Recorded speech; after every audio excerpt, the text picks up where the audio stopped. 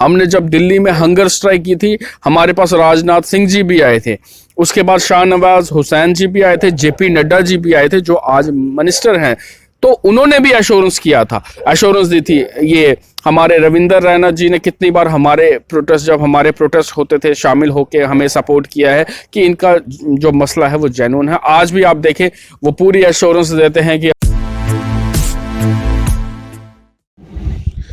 NYC के state president Asif Ali Bhatt हमारे साथ बात करने के लिए मौजूद है। आसिफ साहब, क्या कहेंगे एनवाईसी की जिस तरीके के हालात जो हैं, चाहे होमगार्ड की बात करें या एनवाईसी की बात करें, क्या कहेंगे?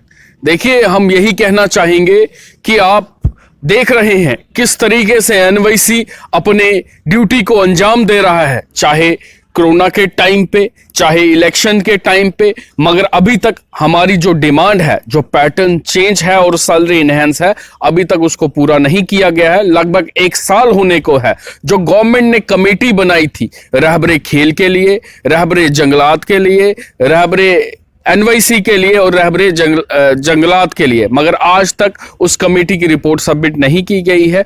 हम यही कहना चाहेंगे कि इतने कम अमाउंट पे, इस मुश्किल दौर पे एनवाईसी ये जो जितनी भी कैटेगरीज हैं काम कर रही हैं, मगर गवर्नमेंट को चाहिए इसको सीरियसली लेना और उनकी फैमिलीज के बारे में भी सोचना कि किस तरीके से वो अपनी फैमिली के बारे में सोचेंगे, किस तरीके से वो अपनी फैमिली का सर्वाइवल करेंगे, क्योंकि मैक्सिमम लोग हैं जो वो मैरिड है, इसमें अपनी फैमिली के ब्रेड अर्नर्स हैं, माँ बाप ने इतने मुशक्कत से उनको पढ़ाया है, इसी उम्मीद से कि वो बुढ़ापे पे उनका सहारा बनेंगे। मैं आपसे पूछना चाहता हूं, क्या आपको लगता है इस कम अमाउंट में वो अपनी फैमिली को सरवाइव कर, अपनी फैमिली को अच्छा फ्यूचर दे पाएंगे, अपनी बच्चों को पढ़ा पाएंगे अच्छा एजुकेशन, जिसमें खाली ड्यूटी का किराया ही उनका पूरा नहीं हो पाता?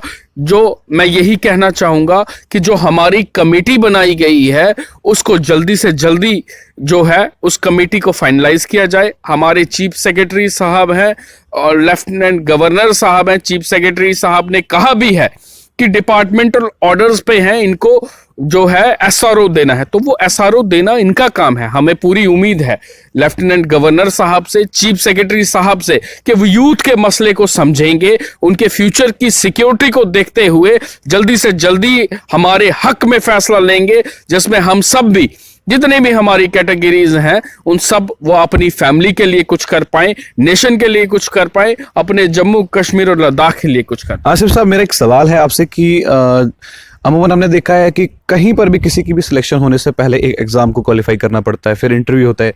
जब आप इस तरीके से जाते हैं तब आपको पूरी उम्मीद होती है कि अब तो आप परमानेंट मुलाजिम हैं। क्या इस तरीके का कोई सिस्टम आपके साथ हुआ था? पहले एग्जाम हुआ, फिर इंटरव्यू हुआ, या सीधे मेरिट बेस पर लिया गया? बिल्कुल, हमारा जो है, जब हमारी रिक्रूटमेंट हुई थी एक प्रॉपर तरीके से हुई थी। उस टाइम भी ऐसे ही फॉर्म्स लगे गए थे, जो मेरिट में टॉप 10 आए थे, उन टॉप 10 का इंटरव्यू, और डीसी साहब उसके चेयरमैन थे। हमारे जो बाकायदा कमेटी बनाई गई थी उसमें डीसी साहब थे, एडीसी साहब थे और बाकी भी डिपार्टमेंट्स के लोग थे जिन्होंने इंटरव्यू लिए गए थे, जो टॉप 10 थे, उसके बाद सिलेक्ट किया गया था। मतलब एक प्रॉपर रिक्रूटमेंट प्रोसेस से हम लोग आए हैं।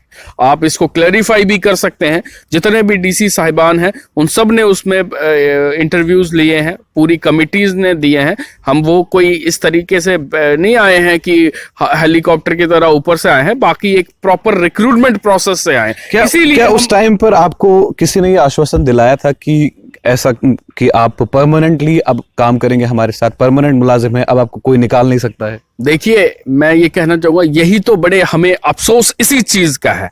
हर किसी ने ये हमें आश्वासन दिया, जो भी उस टाइम की गवर्नमेंट थी या अपोजिशन थी, उस टाइम सब एश्योरेंस देते थे कि भैया ये तो आपकी जॉब हो गई है।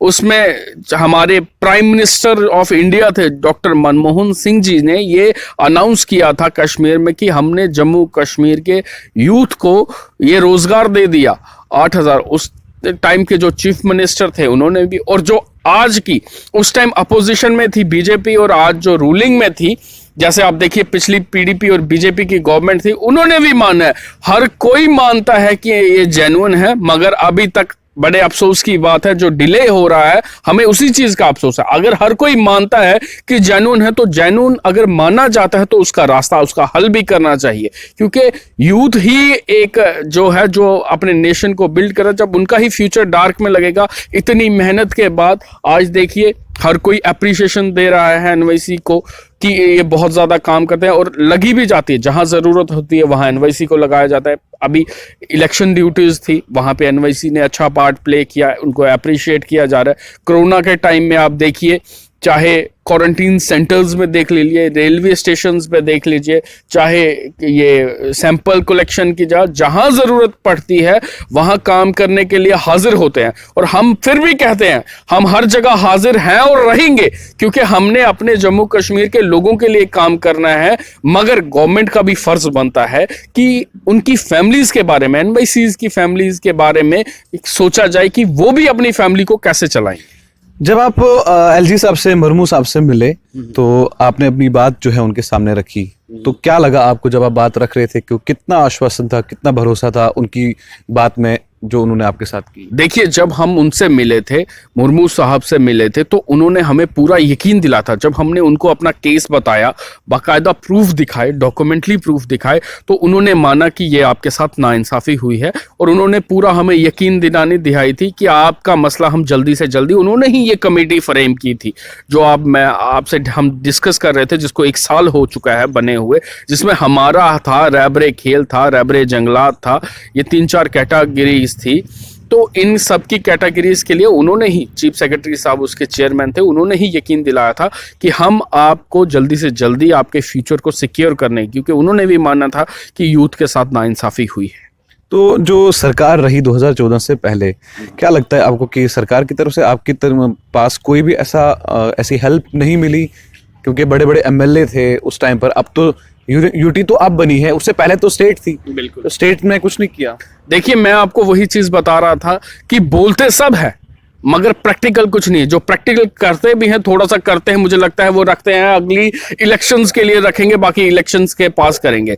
मगर होना चाहिए ये कि जब यूथ के मसले में गवर्नमेंट को सीरियस लेना चाहिए, इलेक्शंस को नहीं देखना चाहिए कि इलेक्शंस आएंगे तो हम मसले हल करेंगे, उस टाइम हमारा वोट बैंक बनेगा। होना ये चाहिए, हमें हर किसी ने एश्योरेंस दी है। मैं आपको बार बार बोल रहा हूं, चाहे रूलिंग है चाहे अपोजिशन है। हमने जब दिल्ली में हंगर स्ट्राइक की थी, हमारे पास राजनाथ सिंह जी भी आए थे, उसके बाद शाहनवाज हुसैन जी भी आए थे, जेपी नड्डा जी भी आए थे जो आज मिनिस्टर हैं।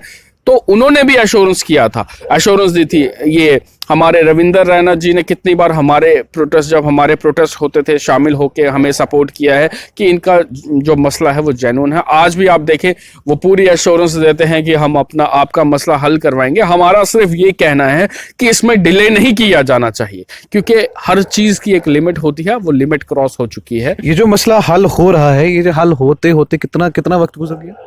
ये तो आप देखें, काफी लगभग इस मसले को 10 साल होने वाले हैं जो हमारा मसला चल रहा है, और कमेटी बने हुए 1 साल हो गया है, हमारा 1 साल होने वाला है पूरा। कि जिसमें सैलरी है आपकी एनवाईसी की? 2500 रुपए जो है वो एनवाईसी को दिया। गुजारा कैसे चलता है? बहुत मुश्किल तरीके से। मैं यही चीज रिपीट कर रहा था कि होना ये चाहिए कि पेरेंट्स की हेल्प हमें इस टाइम करनी चाहिए, मगर हो ये रहा है कि हमें पेरेंट्स की हेल्प लेनी पड़ रही है अपना गुजारा करने के लिए। इसीलिए हम आपके चैनल के माध्यम से अपील करना चाहते हैं लेफ्टिनेंट गवर्नर साहब से, चीफ सेक्रेटरी साहब से, कि जल्दी से जल्दी, और honourable prime minister of India से, कि आप भी इसमें इनिशिएटिव लें कि ये यूथ का मसला है, उसको हल करवाने के लिए हमारी हेल्प कीजिए। हमारी जो कमेटी बनी है उसको जल्दी से जल्दी फाइनलाइज किया जाए, क्योंकि बहुत मुश्किल से हम अपने घरों का गुजारा कर पा रहे हैं। जैसा कि आपको पता है कि चीफ सेक्रेटरी साहब ने लास्ट बाइट में ये चीज़ कही है कि ये जस्टिफाइएबल रेट्स पे नहीं है।